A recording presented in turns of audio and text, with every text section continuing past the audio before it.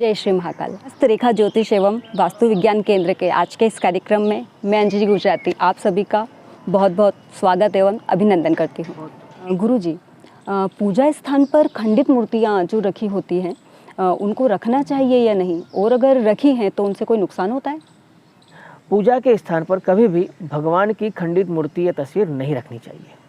क्यों नहीं रखनी चाहिए? क्योंकि भगवान हमारे आराध्य हैं, और अगर हम सीधे से इसको शब्दों में अगर समझने का प्रयास करें तो जो सकारात्मक ऊर्जा हम उनसे ग्रहण करते हैं, कहीं ना कहीं एक मानसिक हमारी जो दृष्टि होती है वो उनसे सकारात्मक ऊर्जा ग्रहण करने की होती है। तो जब हम खंडित मूर्ति या कोई तस्वीर घर में रखते हैं, उस पर हमारी दृष्टि पड़ती है और मन में भाव जो है वो परिवर्तित हो जाते हैं। ऐसी परिस्थिति के अंदर घर के अंदर पूजा के स्थान में अगर आपके घर में कोई खंडित मूर्ति या खंडित तस्वीर रखी हुई है तो या तो उसे कोई बहती जलधारा में प्रवाहित कर दें, अन्यथा उसके निस्तारण की व्यवस्था करें। गुरुजी, क्या सच में भगवान हुए हैं, और यदि भगवान है तो क्या है? बड़ा आनंद का अनुभव हो रहा है कि ईश्वर की व्याख्या करने के लिए आपने हमको कहा है कि क्या भगवान हैं या भगवान हुए हैं, और भगवान हैं तो किसे भगवान कहते हैं। तो सबसे पहले तो हम भगवान किसे कहते हैं इसको समझने का प्रयास करते हैं। भगवान का मतलब है जो व्यक्ति या जो शक्ति काम, क्रोध, मोह, लोभ इन सब से मुक्त है, इन सब से परे है। भगवान हुए हैं ये तो प्रश्न ही गलत है, क्योंकि भगवान कहाँ नहीं है। क्योंकि एक सिंपल सी चीज़ है, ये आपके पास मोबाइल है, ठीक है, ये हमारे पास मोबाइल है, ठीक है। अब आप ये बताइए कि ये जो मोबाइल है क्या ये एकदम से प्रकट हो गया? नहीं। स्वाभाविक सी बात है, इस मोबाइल को बनाने के लिए बहुत सारी वस्तुओं का प्रयोग हुआ होगा, ठीक है। इस मोबाइल को बनाने के लिए बहुत सारे लोगों ने अपना अपना योगदान दिया होगा, बहुत सारी टेक्नोलॉजी का प्रयोग हुआ होगा। एक नेटवर्क है, एक सॉफ्टवेयर है, ठीक है ना, ये और एक डिवाइस है। ये सारी चीज़ें मिलकर के और एक मोबाइल हमारे पास में है। तो जब एक मोबाइल को चलाने के लिए इतनी सारी व्यवस्थाओं की आवश्यकता होती है, तो ये जो सृष्टि चल रही है, आपने हमने जन्म लिया, इतनी सारी व्यवस्थाएं चल रही हैं धरती के ऊपर, क्या ये इतनी सरलता से चल रही हैं? क्या इसके पीछे कोई शक्ति नहीं है? ऐसा नहीं लगता आप लोगों को?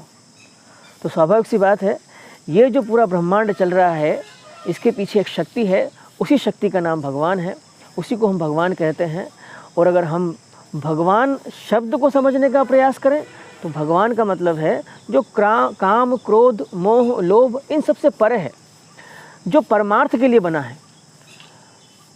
जो शब्द हम प्रयोग करते हैं कि हर व्यक्ति के अंदर भगवान है, तो कहने का मतलब है अच्छाई ही भगवान है, सत्यता ही भगवान है, संपन्नता ही भगवान है, शक्तिशाली होना और अपनी शक्ति का लोगों के लिए, लोगों के परमार्थ के लिए, दीन दुखियों के लिए उस शक्ति को प्रयोग में लेना, वही भगवत्ता है।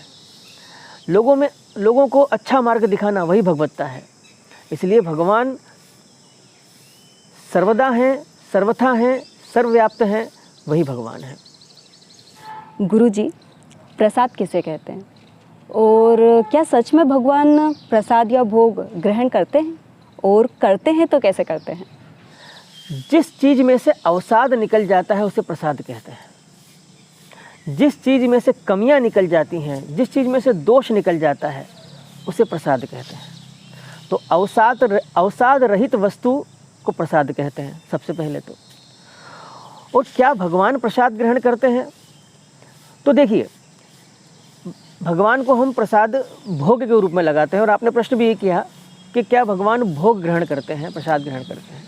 तो भोग हम भी जीवन में भोग ही कर रहे हैं, हम भोजन कर रहे हैं या हम कोई चीज़ को देख रहे हैं, तो भोग एक प्रकार का नहीं होता। इंद्रियों के माध्यम से जो हम उपभोग करते हैं उसी को भोग कहते हैं। तो इंद्रियां तो बहुत तरह की होती हैं, स्पर्श इंद्रिय होती है, श्रवण इंद्रिय होती है, श्वसन इंद्रिय होती है।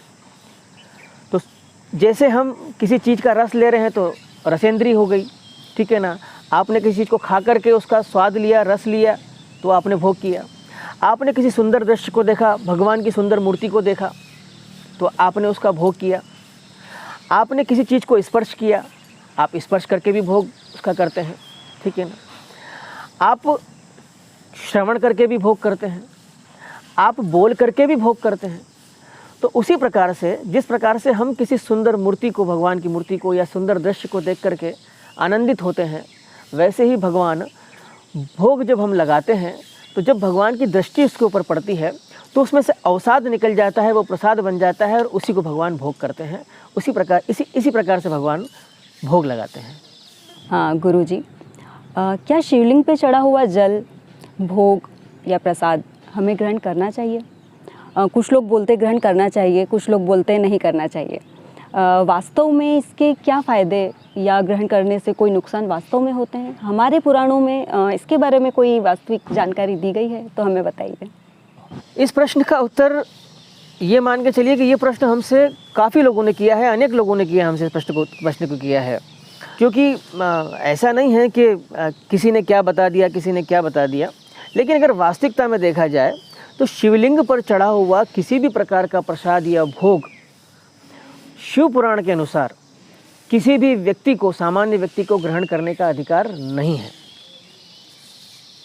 तो आप कहेंगे कि फिर जो और लोग या और गुरुजन जो बताते हैं, तो नर्मदेश्वर शिवलिंग को छोड़ करके किसी भी प्रकार के शिवलिंग पर चढ़ा हुआ जल, दूध, दही, पंचामृत, कोई बेलपत्र या प्रसाद सामान्य मनुष्य को ग्रहण करने का अधिकार नहीं होता है। ये शिव पुराण की कथा कहती है। किनको ग्रहण करने का अधिकार होता है?